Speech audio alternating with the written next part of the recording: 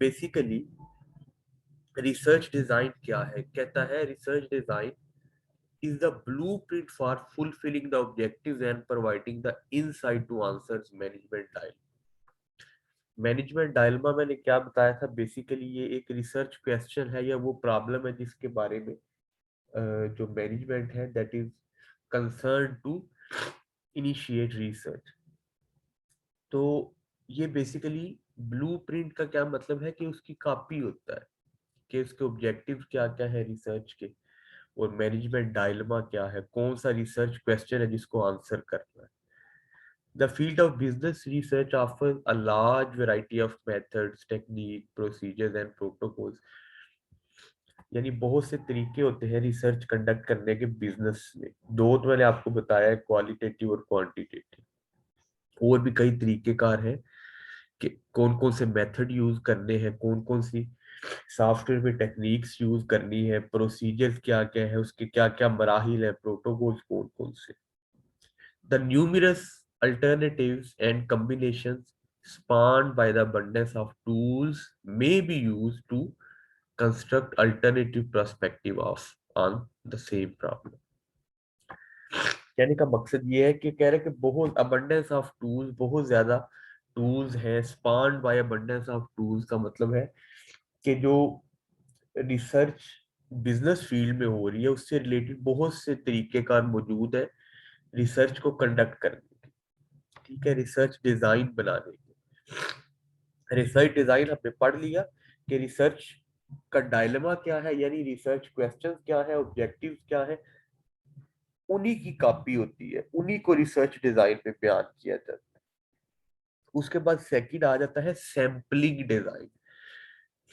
ये मैंने आपको बताया था कि सैम्पलिंग डिजाइन क्या है। सैंपल और पॉपुलेशन का फर्क हमने देखा था। पॉपुलेशन एक बिगर पार्ट होता है जिसको स्टडी करना चाहते हैं हम, और चूंकि पॉपुलेशन बड़ी होती है उसको छोटे हिस्से में डिवाइड कर लेते हैं जिसको सैंपल कहा जाता है या टारगेट पॉपुलेशन कहा जाता है। सैम्पलिंग डिजाइन कहता है another step in planning the research project is to identify the target population। यानी टारगेट पॉपुलेशन से मुराद सैंपल ही है, यानी those people, events or records that have the desired information and can answer the measurement question। Sample से मुराद क्या है? वो लोग, वो इवेंट्स या वो वाली सारी चीजें जो आपके रिसर्च क्वेश्चन को आंसर कर सकती है। And then determine whether a sample or census is desired. और फिर हम इस चीज का अंदाजा लगाते हैं कि हमें सैंपलिंग करनी चाहिए या पूरे का पूरा सेंसिस करना चाहिए। सेंसिस से क्या मुराद है? सेंसिस से मुराद है जब पॉपुलेशन में हर एक चीज को स्टडी किया जाता है। जैसे पाकिस्तान में सेंसिस होती है तो सारे लोग गिने जाते हैं, पूरे मुल्क की कितनी आबादी है। जबकि सैंपल क्या कहता है कि उस आबादी में से एक छोटा सा हिस्सा लिया जाए, उसके ऊपर रिसर्च कर दी जाए और उसके जो रिजल्ट्स हैं वो पूरी पॉपुलेशन पे लागू कर दिए जाए। फिर who and how many people will be interviewed, ये भी देखा जाता है सैम्पलिंग डिजाइन में कि कितने लोगों से इंटरव्यू लेना है या क्वेश्चनर फिल करवाना है, वो कौन कौन होंगे। What events will be observe, और क्या क्या चीजें देखी जाएंगी उसमें, किन किन क्वेश्चंस के आंसर लिए जाएंगे। एंड हाउ, और किस तरह, क्या वो एमसीक्यूज की शक्ल में आप आंसर ले रहे हैं, आप लॉन्ग क्वेश्चन और आंसर की शक्ल में उसकी राय ले रहे हैं, ये क्या तरीका है। Which and how many record will be inspected, और आपने कितने क्वेश्चंस के आंसर ले लिए आप, यानी डाटा कलेक्शन। जबकि सेंसिस का मैंने बता दिया क्या होता है जी, जितनी भी एलिमेंट्स होते हैं वो आप देख लेते हैं। और सैंपल का क्या बता दिया? Sample is a group of cases या पार्टिसिपेंट्स या इवेंट्स या records constituting a portion of target population. जो टारगेट पॉपुलेशन पूरी नहीं होती उसमें से कुछ हिस्सा होता है। जैसे पॉपुलेशन पाकिस्तान की 20 करोड़ है, टारगेट पॉपुलेशन आप किसी एक शहर को स्टडी करते हैं तो आप उस शहर की सिर्फ आबादी ले लेते हैं और जो रिजल्ट्स आते हैं उसे इम्प्लीमेंट कर देते हैं पूरे मुल्क पे। तो ये सैंपल उसमें फर्क होता है। फिर आगे सैम्पलिंग में भी प्रोबेबिलिटी सैम्पलिंग नॉर्मली यूज की जाती है। प्रोबेबिलिटी सैम्पलिंग कौन सी होती है जी? कि every person with in the target population get a non zero chance of selection. Non zero chance of selection का मतलब है कि हर किसी को non zero chance of selection, यही हर किसी को सिलेक्शन का मौका दिया जाता है। जो प्रोबेबिलिटी सैम्पलिंग होती है, जैसे कुरानंदाजी नहीं करते कि 10 में से 2 लोग अगर सिलेक्ट कर ले या 3 लोग सिलेक्ट कर ले, तो 10 के नाम पर्चियों पे लिख दिए और रैंडमली कोई से 2 या 3 सिलेक्ट कर लिए। तो इसमें अगर देखें तो सबके पास non zero chance of selection है। Non zero chance of selection mean equal chance है। ऐसा नहीं है कि किसी का जीरो चांस ऑफ सिलेक्शन है, सबका इक्वल चांस ऑफ सिलेक्शन है। किसमें? प्रोबेबिलिटी सैंपलिंग में। उसके बाद नेक्स्ट टर्म है डिजाइन के अंदर ही पायलट टेस्टिंग। पायलट टेस्टिंग क्या है? कि आप थोड़े से लोगों को, फर्ज करें आपके पास 500 लोग हैं जिन पे रिसर्च करनी है, तो पायलट टेस्टिंग में आप क्या करते हैं? 500 की बजाय 50 लोगों पे रिसर्च की और देख लिया कि उनके क्या क्या रिजल्ट्स आ रहे हैं। यानी आपने सिंपल रैंडम सैम्पलिंग से, या जिसको प्रोबेबिलिटी सैम्पलिंग भी कहते हैं, जिसमें हर एक को इक्वल चांस ऑफ सिलेक्शन दिया जाता है हर मेंबर को, तो वो पायलट टेस्टिंग आपने की कम लोगों की, यानी 20-25 लोग, मैक्सिमम 100 लोग सब्जेक्ट्स ले लिए, स्टेटिस्टिकली उनको सिलेक्ट किया। मुख्तलिफ तरीके हैं प्रोबेबिलिटी सैम्पलिंग में सिलेक्ट करने के। आम तरीका ये होता है कि आपने सारी पॉपुलेशन को एक्सेल के ऊपर लिखा और सिंपल रैंडम 100 नंबर, 25 नंबर से लेके 100 नंबर तक लोगों तक सिलेक्ट कर लिए और उनके ऊपर उन 25, 30, 50 लोगों के ऊपर टेस्ट रन किए और देखा क्या रिजल्ट आते हैं, ताकि आपका टाइम बच सके, आपकी एफर्ट बच सके। ठीक है, तो ये 3 स्टेप सारे होते हैं। सैम्पलिंग डिजाइन हमने देख लेना होता है जी सबसे पहले कि रिसर्च डिजाइन क्या है, जिसमें ऑब्जेक्टिव्स और डायलेमा को आंसर किया जाता है। Dilemma mean research question. फिर सैम्पलिंग डिजाइन क्या है? पॉपुलेशन को छोटे हिस्से में तकसीम कर लिया। सेंसिस और सैम्पलिंग में हमने डिफरेंस देख लिया। सेंसिस पूरी पॉपुलेशन को स्टडी करने को कहते हैं, जबकि सैम्पलिंग क्या है? उस पॉपुलेशन को छोटे हिस्सों में तकसीम कर लिया। यानी 100, अगर आपके पास 1000 लोगों का डाटा लेना है तो 25, 30, 40 लोगों का डाटा ले लिया, वो पायलट टेस्टिंग बन जाएगा। फिर उसके बाद स्टेज नंबर 4 है data collection and preparation. Data collection का मतलब ये है कि आप किस तरीके से अपनी रिसर्च के क्वेश्चंस को, रिसर्च के डायलेमास को आंसर करने के लिए जो डाटा कलेक्ट करते हैं। अब हमने इसमें भी देख लिया हुआ है कि डेटा 2 तरह का होता है, एक सेकेंडरी, एक प्राइमरी। पहले मैं आपको सेकेंडरी डाटा का बता दूं, ये मैं शॉर्ट शॉर्ट इसलिए बता रहा हूँ कि आप उसको जब खुद देखेंगे ना, पढ़ेंगे, आपको अंदाजा हो जाएगा। सेकेंडरी डाटा क्या है? Are the data originally collected to address a problem other than the one which requires management attention at the moment. यानी सेकेंडरी डेटा क्या है? They are the data originally collected to address a problem other than the one which requires the management attention at the moment. यानी जो eight the moment problem चल रही है उसके लिए जो कलेक्ट ना किया गया हो, अदर देन दैट हो, किसी और पर्पस के लिए ऑलरेडी कलेक्ट किया गया था डाटा, लेकिन अब वो मौजूद है इंटरनेट पे, न्यूज़पेपर में, बुक्स में, किसी स्टॉक एक्सचेंज की वेबसाइट वगैरह पे। जबकि जो प्राइमरी डाटा क्या है कि the primary data are the data the researcher collects to address the specific problem at hand, जिसको रिसर्च क्वेश्चन भी कहते हैं, कि किसी खास प्रॉब्लम को एड्रेस करने के लिए जो वो फर्स्ट टाइम डाटा कलेक्ट कर रहा होता है, वो प्राइमरी डाटा होता है। यानी रिसर्च क्वेश्चन को आंसर करने के लिए जो फर्स्ट टाइम डाटा कलेक्ट कर रहा होता है। ठीक है जी।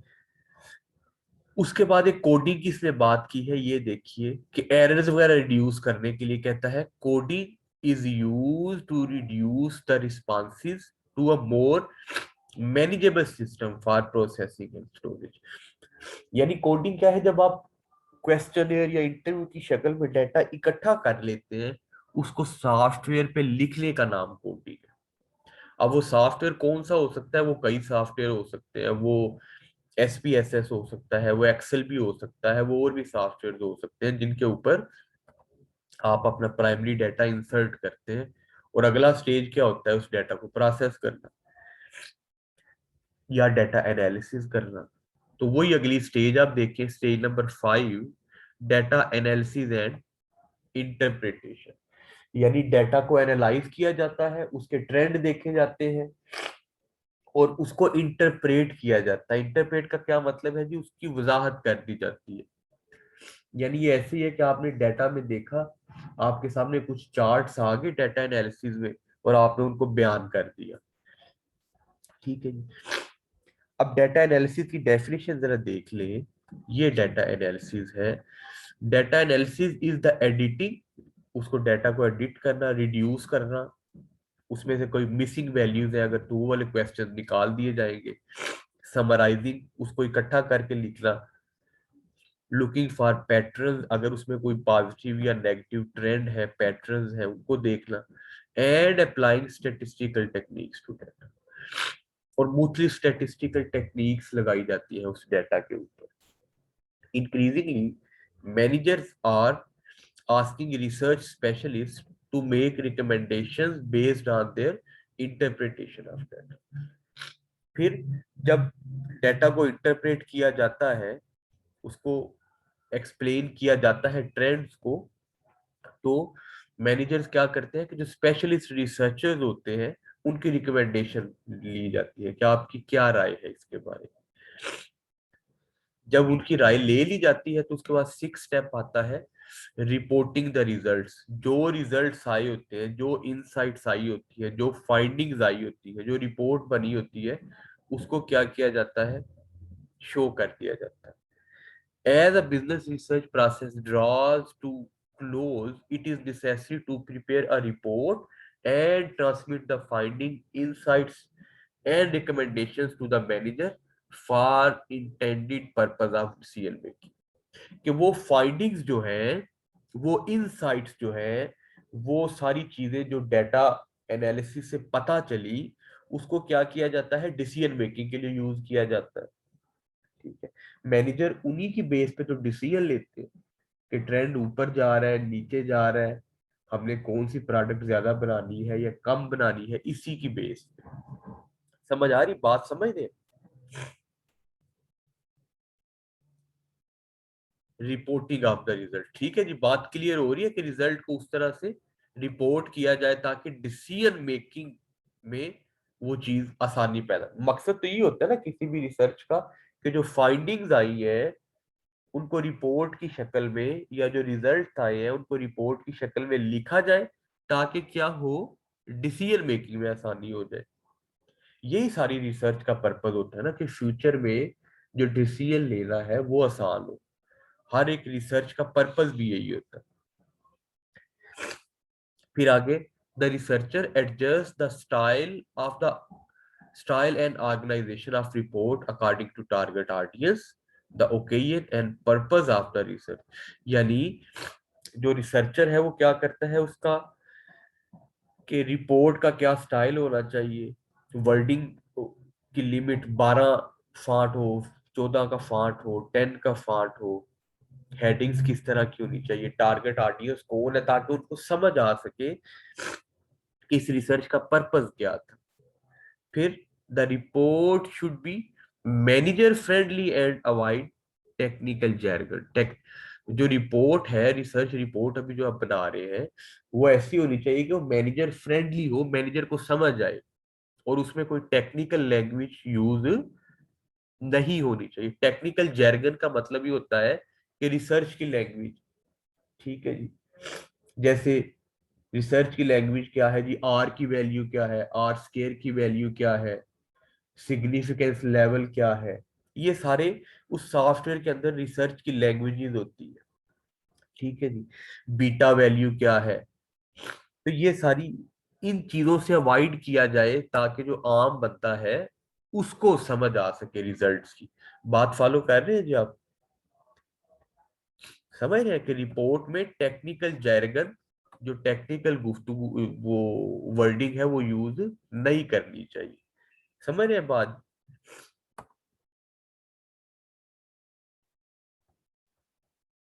जी जी, अब क्लियर हो रही है बात? आगे चले अब।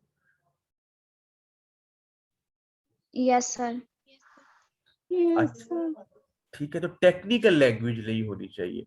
Report should be developed from managers और इंफॉर्मेशन यूजर पर्सपेक्टिव। किस पर्सपेक्टिव में रिपोर्ट बनानी चाहिए? या तो मैनेजर के पॉइंट ऑफ व्यू से कि अच्छा जी आपको कैसी रिपोर्ट चाहिए, या यूजर जिसने उस रिपोर्ट का यूज करना हो। अब मैनेजर फर्ज करो खुद रिसर्चर नहीं है, तो आप ऐसी टर्मिनोलॉजी यूज ना करें जो मैनेजर को समझ ना आए, उसको इजी वर्ड्स में, इजी वे में आप उसको एक्सप्लेन करें। ठीक है, तो ये अब आप पढ़ेंगे आपको क्लियर हो जाएगा। अब ये याद करने वाली चीज, यानी आपको ये स्टेप्स याद हो जाएंगे इसके। इसका मैं कलर चेंज कर दूं जस्ट एक मिनट। अच्छा, क्या क्या शामिल होता है जी? Executive summary of consisting of a synopsis of the problem. Synopsis of the problem का मतलब है प्रॉब्लम की समरी। क्या क्या डायलमा था, यानी प्रॉब्लम थी, क्या क्या इशू था। प्रॉब्लम को ही रिसर्च क्वेश्चंस भी कहते हैं, इसी को आपके ऑब्जेक्टिव्स भी कहते हैं। बेसिकली रिसर्च क्वेश्चंस को जब आंसर किया जाता है तो वो रिसर्च ऑब्जेक्टिव बन जाते हैं। और इसी का दूसरा नाम है मैनेजर्स डायलेमा। तो साइनॉप्सिस ऑफ रिसर्च प्रॉब्लम, उनकी समरी आ गई। रिसर्च प्रॉब्लम की फाइंडिंग्स क्या क्या थी, आपकी रिसर्च में क्या क्या फाइंडिंग्स है, यानी रिजल्ट क्या क्या है। और रिकमेंडेशन, आपने क्या क्या चीजें रिकमेंड की है रिसर्चर ने कि इस रिसर्च के बाद क्या होना चाहिए। एक तो ये, फिर overview of the research. Overview से मुराद क्या है कि प्रॉब्लम का background, summary of exploratory finding, जो जो आपकी फाइंडिंग्स है उनकी भी समरी आपने पिलानी है।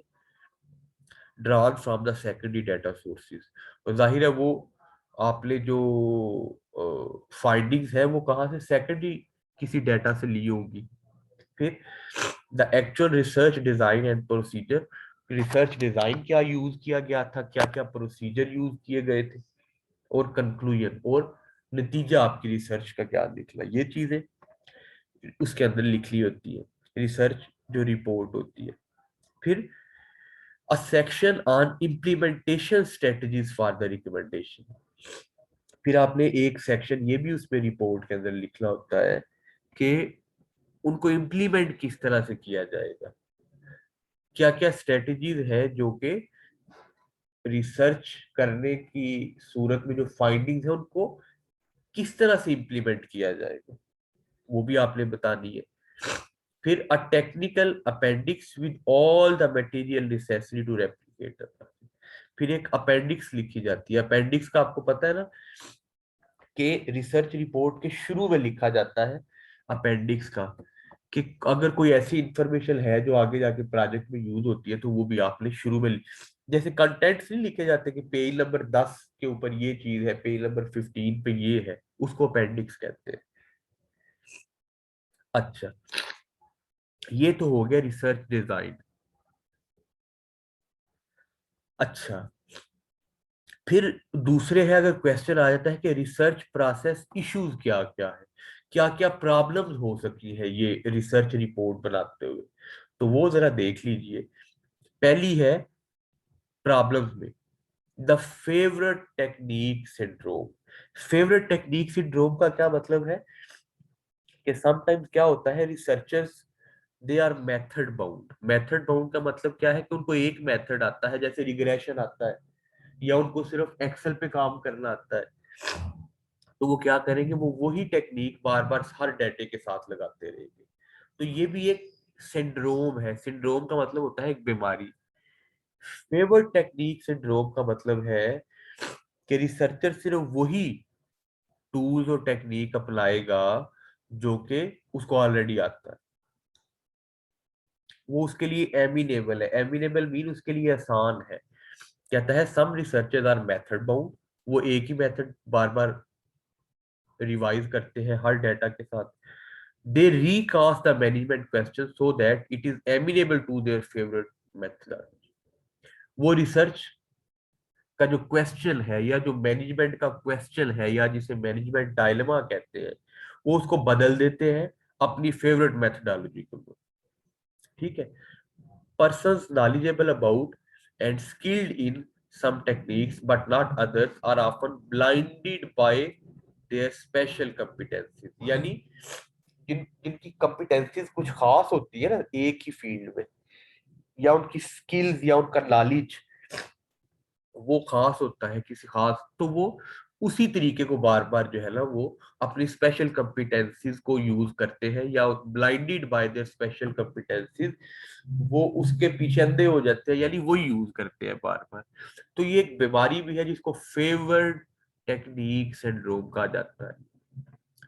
The manager sponsoring the research is responsible for spotting an inappropriate technique driven research proposal। अब कहते हैं मैनेजर की भी जिम्मेदारी है कि वो ये देखे कि कोई इनअप्रोप्रिएट टेक्निक तो नहीं लगाई जा रही मेरे डाटा के साथ। Since the advent of TQM, total quality management, many standardized customer satisfaction questionnaires have been developed. Manager must not let researchers steamroll them into the use of an instrument, even it was successful for another। कहने का मतलब ये है कि अगर कोई एक खास इंस्ट्रूमेंट जो यूज हुआ रिसर्च पे वो किसी दूसरे क्लाइंट के लिए अगर अच्छा था, तो इट डजंट मीन कि वो इस रिसर्च के लिए भी अच्छा हो। ठीक है जी। अब टोटल क्वालिटी मैनेजमेंट एक सब्जेक्ट है जिसका पर्पज ही ये है कि किस रिसर्च टेक्निक को किस तरह से इस्तेमाल किया जाए, वो ये बताता है। ठीक है जी। आगे हम पढ़ते हैं। मैं एक मिनट दोबारा लिख फजर आपके साथ शेयर कर देता हूँ, ये ना 2 मिनट में खत्म हो रहा है। ठीक है जी।